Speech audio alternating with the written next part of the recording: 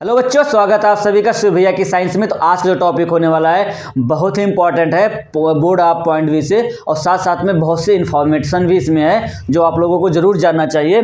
तो आज हम यहाँ 4 बैरियर मेथड के बारे में पढ़ेंगे जो आपकी एनसीईआरटी में दे रखे हैं। उन्हीं 4 बैरियर के बारे में मैंने यहाँ डिस्कस कर रखा है। जो पहला बैरियर आपका फिजिकल बैरियर या मैकेनिकल बैरियर के नाम से जाना जाता है। सारे बैरियर का एक ही काम है कि वो सब जो होंगे आपके स्पर्म और ओवा को मीट नहीं करने देंगे।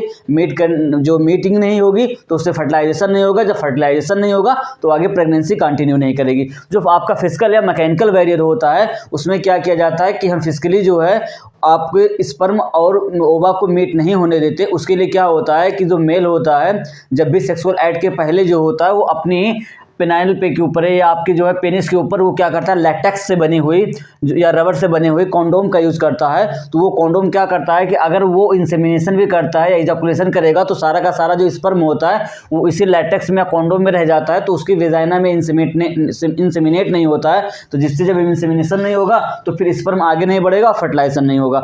अब इस बैरियर का सबसे ज़्यादा यूज इसलिए किया जाता है कि हम ताकि जो सेक्सुअल ट्रांसमिटेड डिजीज़ हैं उनसे बच सके। जैसे क्या होता है, बैक्टीरिया के द्वारा आपका गोनोरिया हो सकता है, वायरल इन्फेक्शन के द्वारा वार्ड से एचआईवी हो सकता है। तो इसके साइड इफेक्ट क्या हो सकते हैं, क्योंकि बहुत लोग रबर या लैटेक्स से उनकी बॉडी जो है सेंसिटिव होती है तो उन्हें एलर्जी हो सकती है।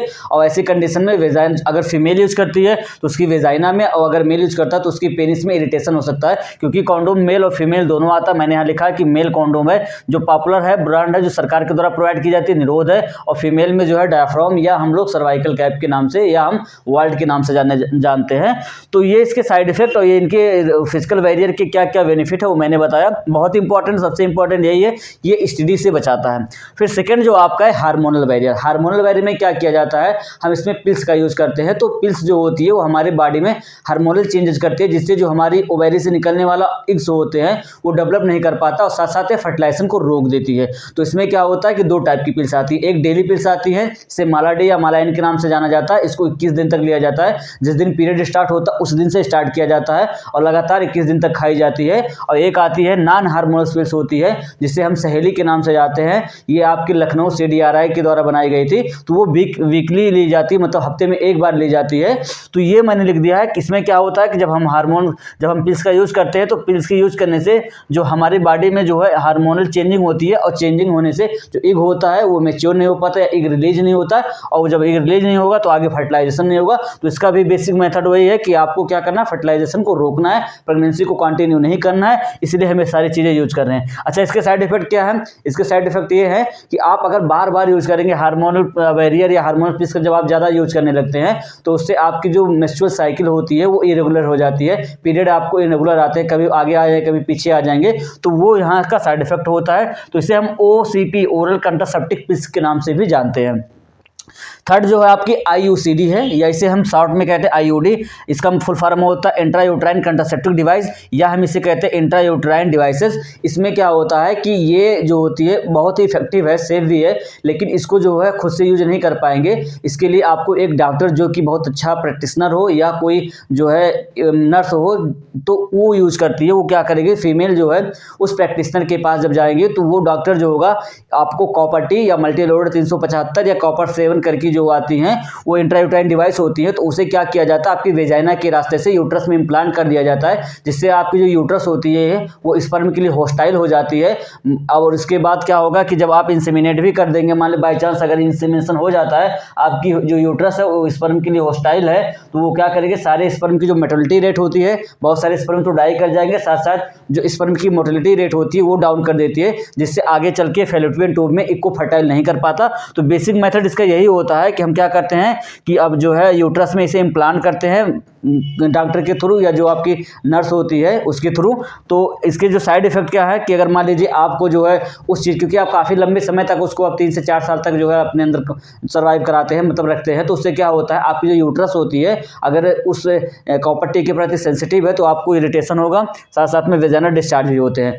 थर्ड आपका जो फोर्थ मेथड है वो सर्जिकल बैरियर है। सर्जिकल बैरियर में क्या है कि ये हम तब कराते हैं जब हमको बहुत लॉन्ग टर्म के लिए या लॉन्ग रन के लिए होता है कि अभी मुझे कंसीव नहीं करना। क्या मतलब मान चलिए सर्जिकल वेरियर का यूज़ तब किया जाता है जब आप एकदम श्योर हो जाते हैं कि अब आपको आगे कोई बेबी नहीं चाहिए होगा, तो उस समय हम क्या करते हैं, सर्जिकल मेथड का यूज़ करते हैं। उसमें क्या किया जाता है, 2 टाइप का है, उसमें मेल या फीमेल दोनों में से कोई एक करा सकता है।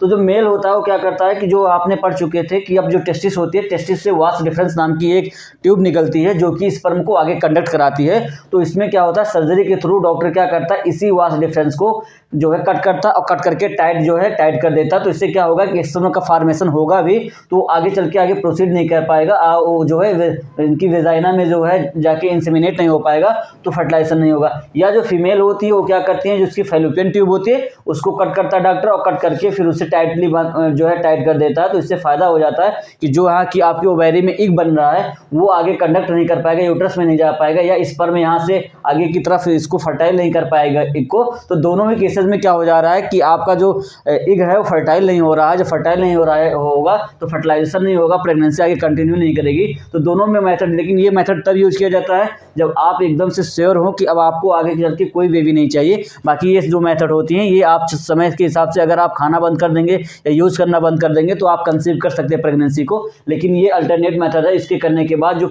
दोबारा रिवर्सिबिलिटी के चांसेस होते हैं 0 होते हैं मान के चलिए।